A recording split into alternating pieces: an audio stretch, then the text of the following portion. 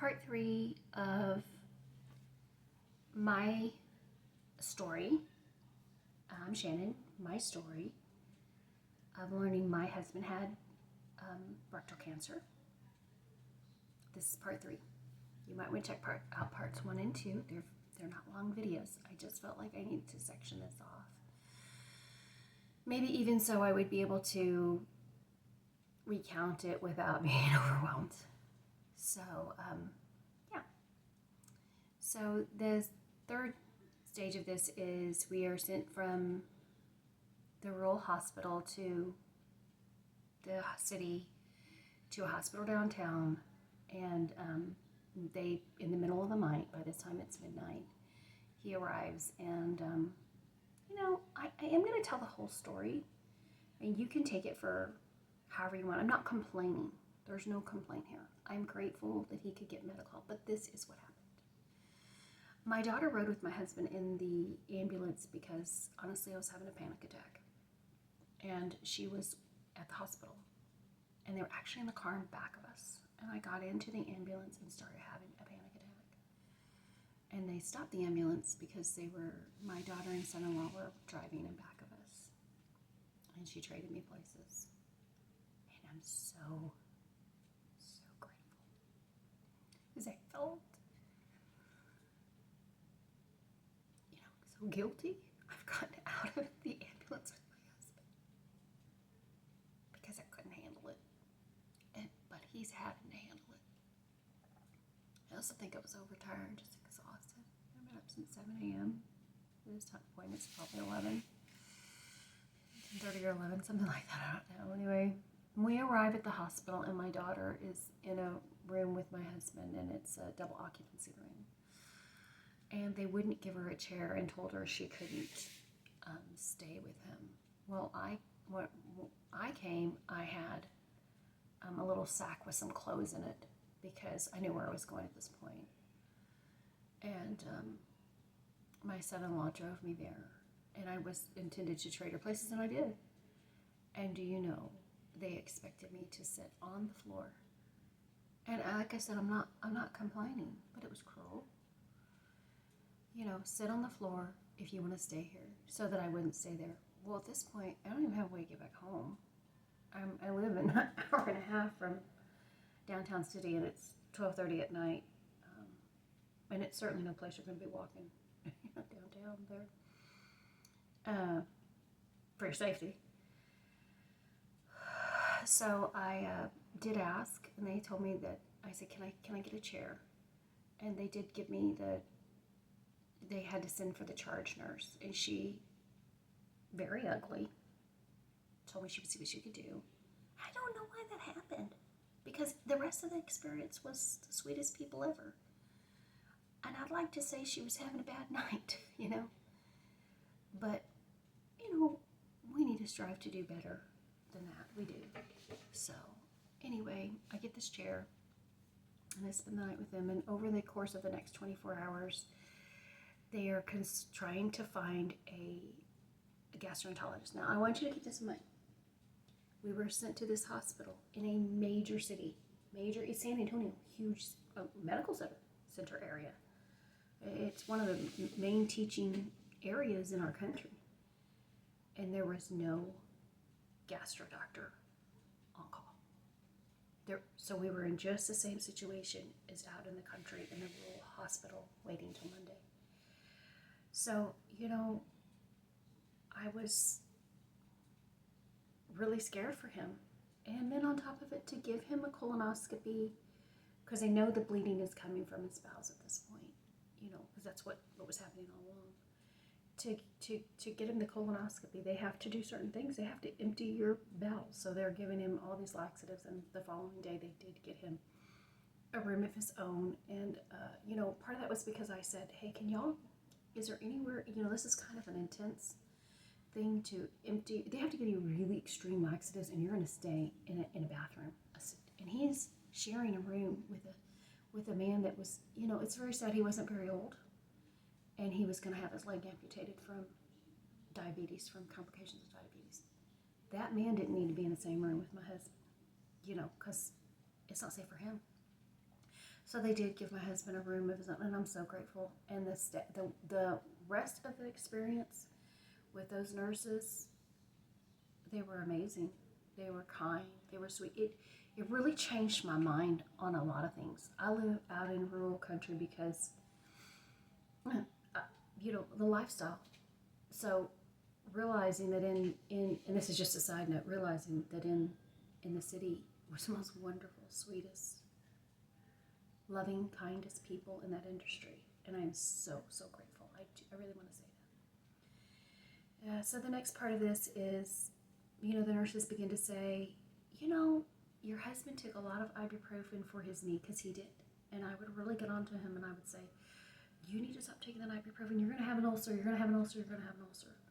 So they said, it's probably little bleeders. They're going to go in here and do this colonoscopy, and they're going to burn those little bleeders off, and it's everything's going to be fine. And you know what? I was convinced that's got to be it.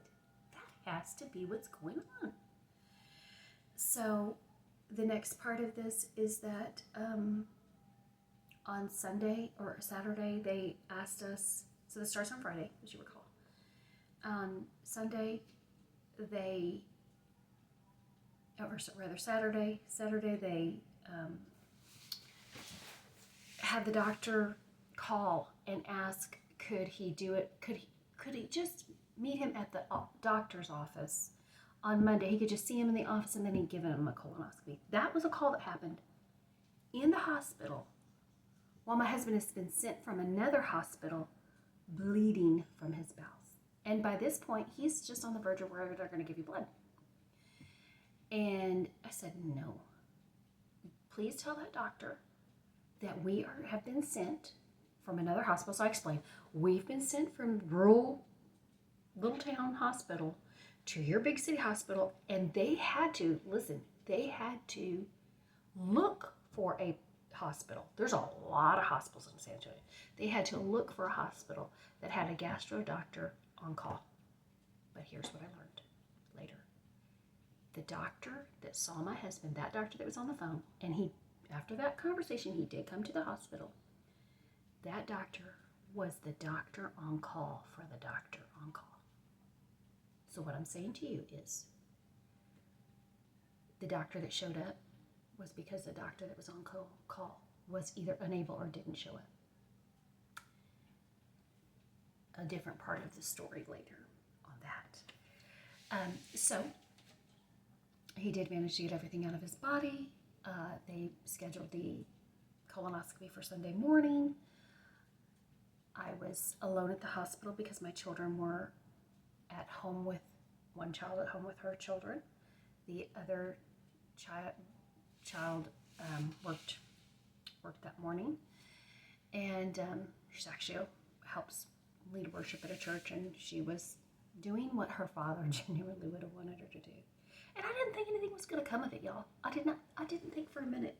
I really didn't. I was totally convinced, like I said, that these little bleeders it was just little bleeders. It's probably from taking too much ibuprofen. Everything's going to be fine, because you know what? You want to believe what you want to believe.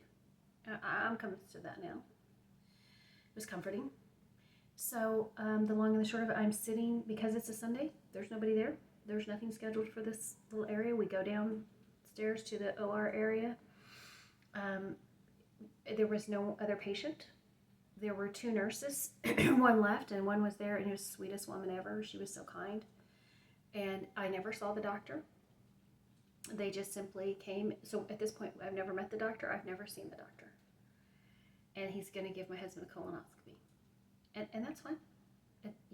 You're in the hospital, you need help. Also, we had never seen a hospitalist by this point. Never seen a hospitalist. We've been there 2 days. So I did think this, seems odd, but again, nothing's going to be found out. They're going to let him go. Everything's fine. And so the doctor did show. He does a procedure. I'm waiting in a waiting room just outside of this area. They take my husband back, kisses goodbye, what have you. And I don't think it was 45 minutes. Actually, it was probably about an hour later. The doctor comes out, and there's no other people in the waiting room. It's just like, you must think, yes, it's me. And he says, he just looked straight at me. He said, your husband has cancer. I think it's stage 1. I guess you're on an all meat diet. That is what this man said to me. And I'm like, I'm frozen. I'm frozen in time. I'm just stuck in that moment. I am checked out.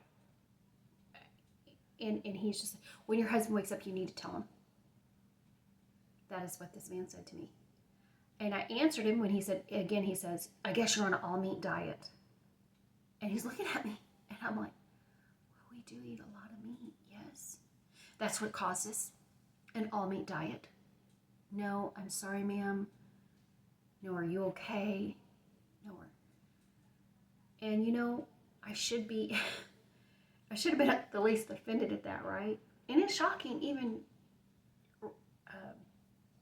saying it today. It's still really shocking knowing this, and telling it just in this little camera.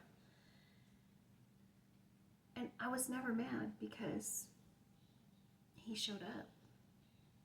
He was the doctor on call for the doctor on call. And he showed up. And I was grateful. Do I think he should have accused me of an all-meat diet and this is why? No, that was cruel. Do I think he should have told me, when your husband wakes up, tell him? No. And I'll tell you what I said back to him. I can't do that. I can't do that. I can't tell him. You have to tell him. I just didn't feel like I could tell him. So he takes me back to where my husband is, and he tries to kind of wake him up, and he was so out of it. So out of it. And he tells him, and of course my husband didn't remember any of it. None of it. Because he was so sedated. And then he says, wait here, we're going to take him for a CT scan of his abdomen. I didn't even know what that meant. What it meant is they were going to look to see if there was cancer in his abdomen, in his liver, anywhere else nearby. So at this point, I believe my husband has stage 1. And I didn't even know it was called rectal cancer. But it was. It was stage 1. No, I'm sorry, it was not stage 1. It was rectal cancer. And so we go back upstairs after he has a CT scan. They said, we don't think we see anything. And then they wanted to release us. And we finally had a doctor come in and tell us, don't leave here. Don't leave here or you're not going to get the help you need. But the following day we had a doctor come in and say, you have to leave here. And I know in the back of my head, don't leave here or you won't get the help you need. And they gave us a list of doctors to see because we're now going to need a colorectal surgeon. That's what they're telling us. And I'm just, to say devastated is an understatement. Walking around in a fog. Yeah. And next I'm going to tell you about what it was like to tell my children their father has cancer.